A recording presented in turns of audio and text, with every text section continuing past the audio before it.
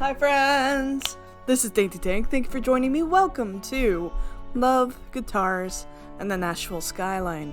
This is a game that's out from 2016, I think? So you can tell it looks a little different. It's because it's a 3x4. I can't really fix that. That's just how the game plays, I guess. So, it's a visual novel, queer, and that's about all I know about it. So let's get into it. I figured I'd try something new. I always am up for it. A woman is like a tea bag. You never know how strong it is until it's in hot water. Eleanor Roosevelt. Thank you, Eleanor. Paid leave. Oh, そうだ。 Oh, 思えば God. 君も入社してから働きっぱなしだったからな。 What? ああ、そうだ。 Nope. 思えば君も入社してから Nope. Nope. That's going to get me. Yes, paid leave. As far as I know, you haven't taken a single day off since you started working here. Now's the time to do it. I don't want you working yourself to death now. Not on my dime. Take this opportunity to refresh yourself. But if I take a day off, I can't handle the negotiations for our client order cancellation. Let me at least finish that. I'll divide your work among your coworkers. I've got it covered, don't worry. Anytime you hear that, it's like, okay, if you're that overproductive, then your work divided amongst your coworkers is like 8 people trying to do a partial of your job and struggling with it. It's not like the rest of us can't handle it after all. We'll take care of it. You just get out of there and spread your wings a bit. You can't. It's like that saying about women in hot water. I'm used to fighting to survive as the water boils around me. But there's one thing I don't think Eleanor realized. Once you're in hot water, being taken out of it makes life even more of a struggle. It's burnout, love. Burnout. This is the most important deal for the company this year. I've been chosen to handle this prestigious duty only because of my unfaltering work ethic and unfailing loyalty to the company. Don't do that. Don't work your life away. No. We're in charge of advertising a new product from a world-renowned IT company based out of Silicon Valley. Yeah, sure. They're expecting to ship out tens of millions of units across the world. Okay, that's a phone company at that point. Or a hardware company, if they're shipping units. They had a partnership with a different advertising firm for a long time. However, the job is open now because the old firm suddenly signed up with the competition. Not an uncommon occurrence in New York. Yeah, but generally you set up barriers around that. A bunch of companies carried out a ritual bidding war. It's called an RFP.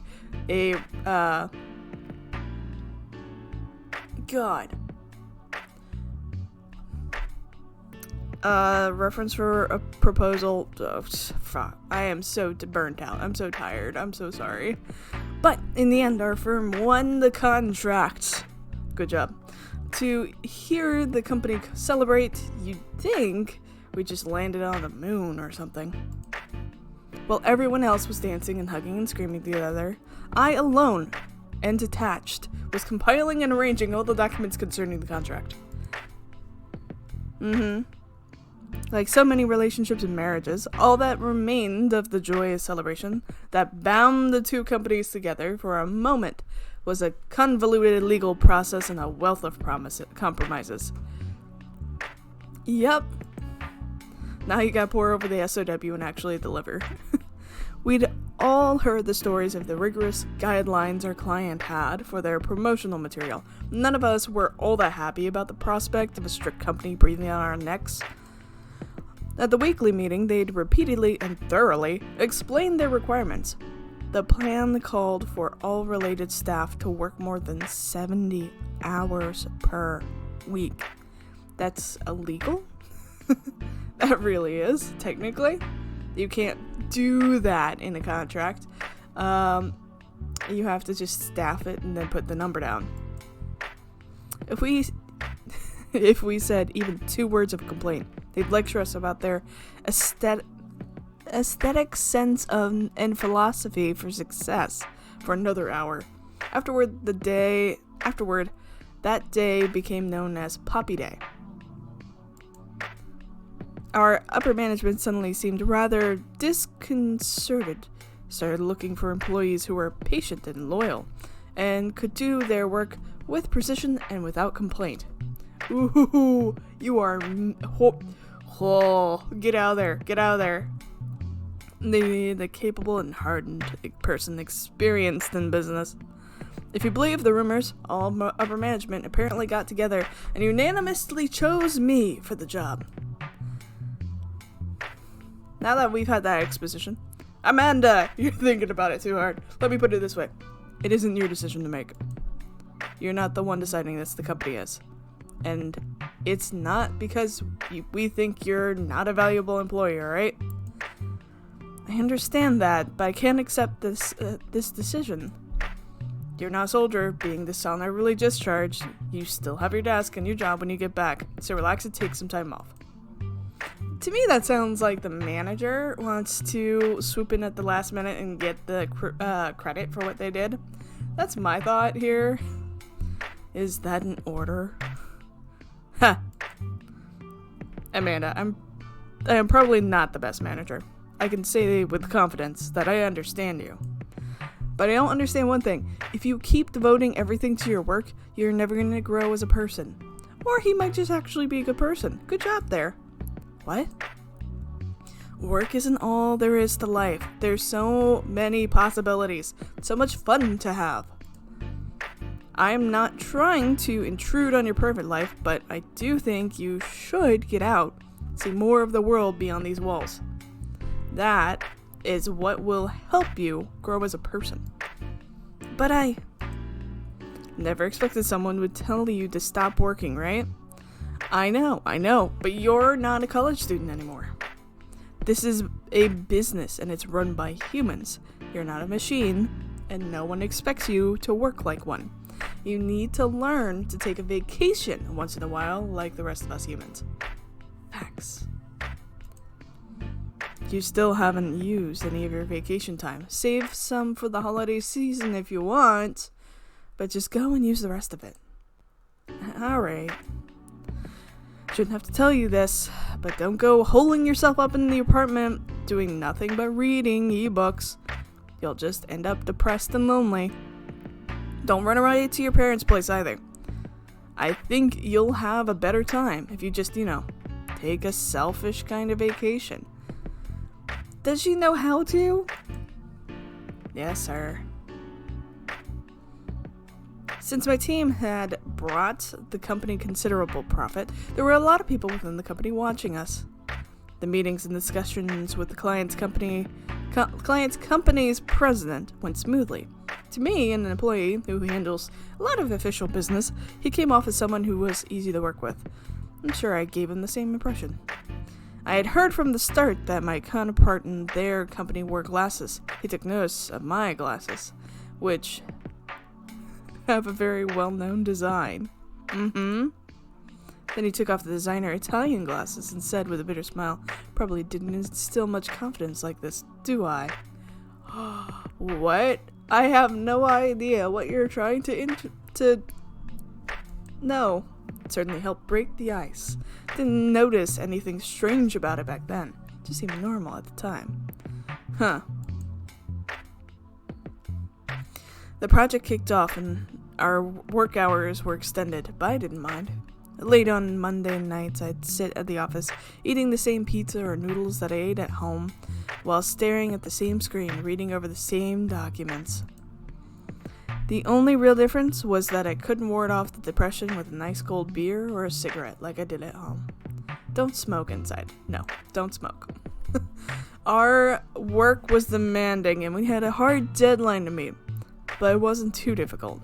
Maybe it was because they had a very clear vision and strong conviction about what they wanted. Okay? We gave form to their vision as faithfully as we could help them bring it to rest of the world. The amount of work we had in front of us stretched out longer than any highway. Its completion was further away than the South Pole.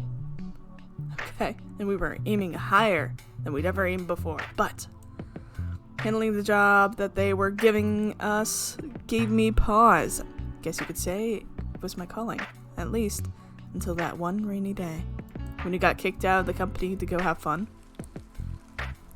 Hey, it's New York. Hello, sir. Sorry, like I said, my phone broke. Amanda, calm down and listen. It's about your project. Wait, what? Is something wrong? I'll get right to the point.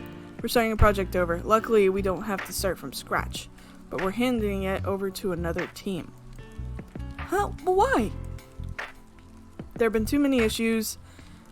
You know the key visual that you and your counterpart revised last week? Well, the design company ended up sending the old one to the printers instead of the revised one. So naturally, our clients are pretty upset. The revised data got overwritten as well, so now you're the only one with the original data. I know today is Saturday, and I told them that you're on a 2-week vacation too. They don't care. They want data right now. How could this happen? Because your manager sent you away. That was the morning. All I know is that I've tried to call in your cell hundreds of times to get in touch with you since then. I'm sure you've got plenty of missed calls from the designer and the clients as well. I was worried that something had happened to you. But it was just because your phone wasn't working, huh? Yes, it wasn't charging. Just finished getting ready. I was about to head off for my vacation. I hate to say this. Oh my god, that quick? Was it just like, really that quick? I hate to say this, but you need to come back right now. If we don't get them to the revised data by the end of the day, they're going to be pissed, maybe even sue us. I should let you know that the president is talking about replacing the team. If you can't get the data to them, we're screwed. Alright, I'll be there in 15. That's miserable. Whoa, hi. What are you doing at 8:30, huh? What? Hi. I slept in for 30 minutes as usual. This isn't any different from any other day off. You sleep in 30 minutes any day off? What? Turn on the radio and get out of bed. It's a terrible craving for coffee as I stagger to the kitchen. Even without what's with the country here? If the country keeps going, I'm going to go nuts. Even without an alarm clock, my body knows to wake up at time. It's a day off for me, but I still feel guilty. I don't bother putting a shirt on and brushing my hair, instead going straight to the kitchen, putting some coffee on and lighting up a cigarette. Don't exactly feel free. Mostly I just feel empty. So now, what should I do? There's a whole wide world outside my window and I have 2 whole weeks off. Most people in my situation would probably feel happy enough to break into song or dance or something, but me? I'm not that good at lying it to myself. Huh. I check my now repaired cell phone, the cell phone that almost cost my company everything, to find a voicemail from my manager. Amanda, every beginning has a crucial moment. Make a plan today and travel tomorrow. I'm going to keep posturing you until you get out of the house. Beffy sent this message to the company's HR department. He'd get bombarded with lots of prying questions before noon even rolls around. Strict company rules aside, I know he's right. But there are some things that people like him don't understand. Sometimes the only way to achieve justice is through violence. Where are we going with this? Okay. That's been proven time and again. Even outside of this country, righteousness is a sharp spear that leaves deep wounds and can reach the wicked no matter where they hide. Where are you going, honeybee? And that applies to me too. I should forget about work, leave the house, enjoy my vacation. Those are the right things for me to do now. But where should I go? There's no signs pointing to the right direction or anything. Do you go to Nashville? Feel like a foreigner gawking at a roadmap of a subway in some foreign country. The worst part is that I don't even know where I'm supposed to be headed. Oh, The music coming from the radio seems to be mocking my gloominess. Oh. It has a patient, wild, and classic feel to it, biding time, familiarity, and newness together. It makes me think of somewhere completely different from where I live out my daily life. After the catchy chorus, a peppy Hawaiian-style guitar starts playing. Okay. And the DJ announces the artist and title with the cheeriness rivaling the songs. Nashville. Song is named after a place in the South, the capital of Tennessee, a wide-open place with a population of just over 600,000 people. How do you know that? Did you Google it? A bastion of country music and an important location in the Civil War. Unfortunately, that's all I know about the place. Okay. A rural city that I've never been to in my life, and one I doubt I'll ever visit. I absentmindedly look up images of places on my phone. It's pretty. Are there incredible experiences waiting for me there? Yes. Fried chicken and biscuits. Get it. Also, they have these, I'm not kidding you, pontoon boat rides, but instead of like the boat being on the water, it's basically like a pontoon on the back of a bus. And so it's basically like bar bus time, and it's really a cool concept, and it's all over Nashville. But traffic's horrible, so meh. Perhaps a fantastic encounter of some time. You alright? Doubtful. Those are things I really need anyway. I don't need a change of scenery. I don't need a break from work. I don't even need a moment of respite. Regardless, I leave the dreary room. Looking back, I don't think I consciously knew where I was headed. Did you put on clothes first? Oh. The flight from JFK Airport to Nashville International took about 3 hours. I loaded a bunch of country music hits onto my phone, but I know I won't have time to listen to them all. Okay. Back on the ground, I'm impressed by the sheer amount of guitar-shaped souvenirs they have on display for tourists. The white tourists rubbernecking their necks flushed are really easy to pick out from the crowds. Rubbernecking is when you just kind of like keep looking over and your necks are made of rubber. I don't know if you know that. It's very much a common euphemism in America.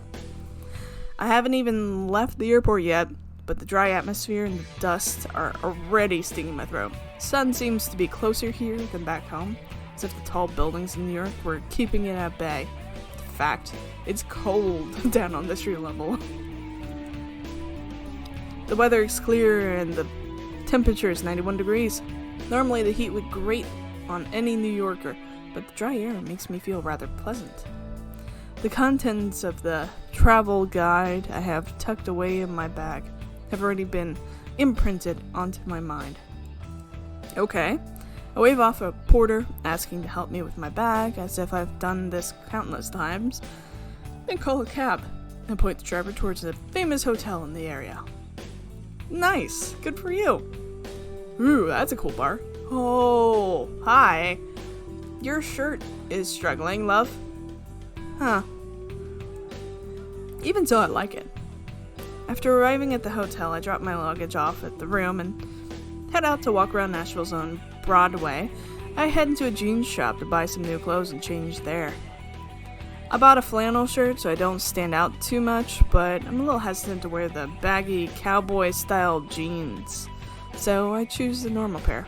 Good. Don't get cowboy-style jeans.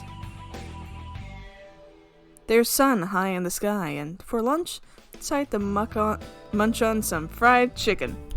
Bit of cornbread, that's okay, while I walk. It's a rather crude kind of food, but feels more substantial than what you might find in a big city. Are you kidding me? Crude? Have you tried fried chicken? No. Southern fried chicken. Oh, honey. I'm trying to blend in as I walk and eat, but Sharp-eyed men call out to me, ooh, one after another. I'm so sorry. These lowlifes, with their thickly accented crude catcalling, are getting old really fast. Yeah, I was about to say, how much of that accent is really coming through? I tossed chicken bones in the trash can before returning to the hotel. Dropped my old clothes off at my room, and I'm about to crash on my bed, but suddenly I have an idea, so I head outside again. There's a horde of street musicians lined up 15 feet away from the colorful bar and country music museum. Some are solo, others are groups, all of them playing popular songs, competing with each other for people's attention and time. I stop in front of one on a whim, and he gives me a friendly smile. The smile is bright, enthusiastic, and uninhibited. Far cry from my life, that's for sure.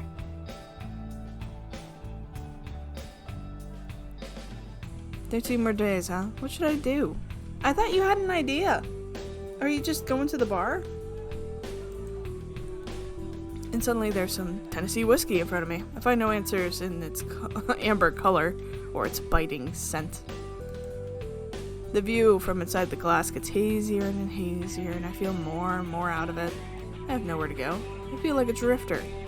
I mean, you're kinda on vacation, hun. You're supposed to not have anywhere to go. My cigarette butts pile up on the ashtray one after another, and for each one I snuff out, my feelings of helplessness grow. Time slugs by, weighing on me like a block of lead. As I reflect on my life, I realize that all I did in college was study. When I got a job, all I did was work. It's like that Janice Ian song, parties were for other people, except I didn't even invert lovers on a phone to invite me to them. Okay. Except I didn't invent words. Oh my god, it's invent. I'm so tired. I apologize. Trying to read today.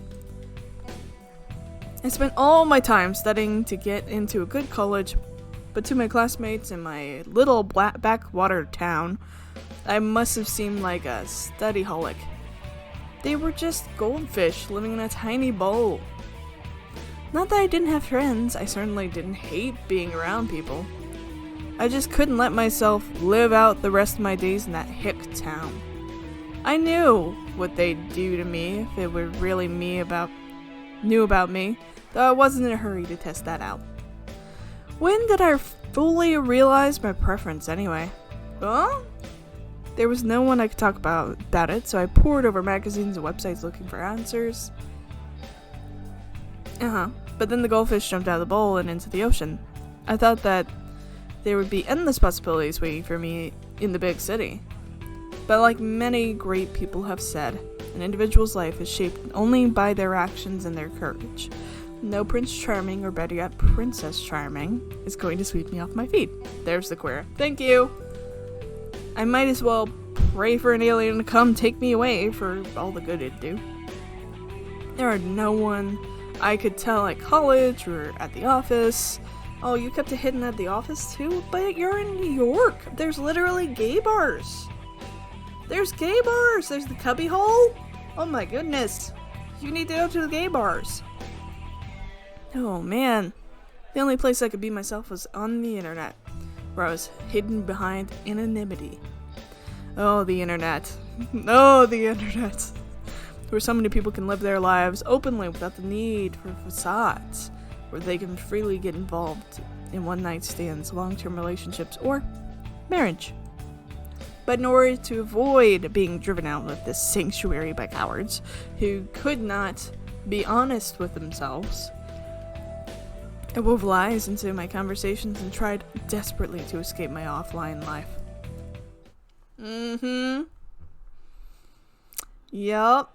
Seeking things in online atmosphere is exactly what I know. You're in the South.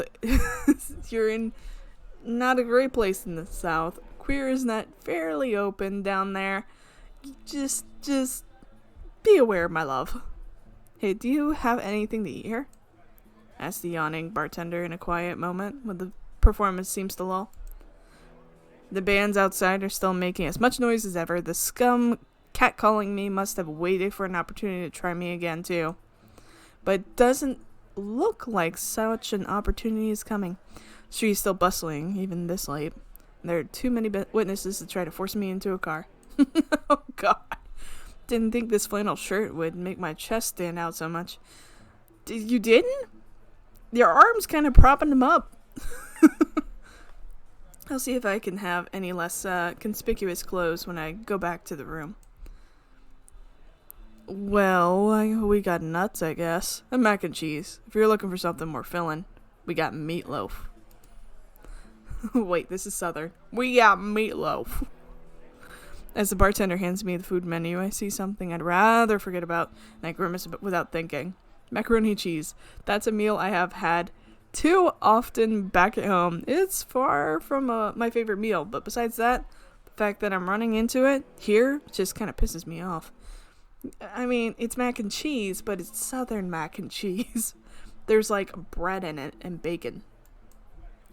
The bartender with his dull expression, and me with my sour one. The sounds of a mic test and the guitar being tuned interrupt the silence between us.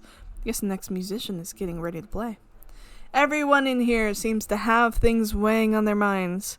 No one's been cheering when the musician is about to start. It seems that despite its necessity, music isn't properly appreciated in here. Hello, if there's something else you want to eat, speak up. Thanks, but I don't want mac and cheese. I've had enough of that for one lifetime. Alright. Juliet. Hello, Nashville. The sun's setting and the lonely wind is coming for us all. Sudden declaration rudely forces me out of my reverie. I've got a song for y'all. It's about putting aside your love for the summer, ending summer, and starting to think about our love for the coming winter. Angel's voice flows through the rusted mic and right into my soul. Meatloaf is fine. Can I get salad on the... Doesn't seem strange at all, but it takes me several seconds to notice her voice. 3, 2, 1. But that voice. Huh? Ah! Hello! This is what I've been waiting for my whole life. This? Right now? Okay. Youthful spirits, mature love. The highway can bring us anywhere, so let's take a trip. This is the title card. With love, guitars, and the blue, blue sky. Love guitars and the Nashville Skyline. We got a lot to talk about. We'll bathe in the sun, chase clouds, something, something. Juliet Sutherland. Love does not dominate, it cultivates. Ooh, is this spoilers? I made up my mind, let's make sure we enjoy this one. Amanda Etheridge. Oh? Spoilers! Still Andrew someone else. Feet. Love is comprised of a single soul inhabiting two bodies. Interesting.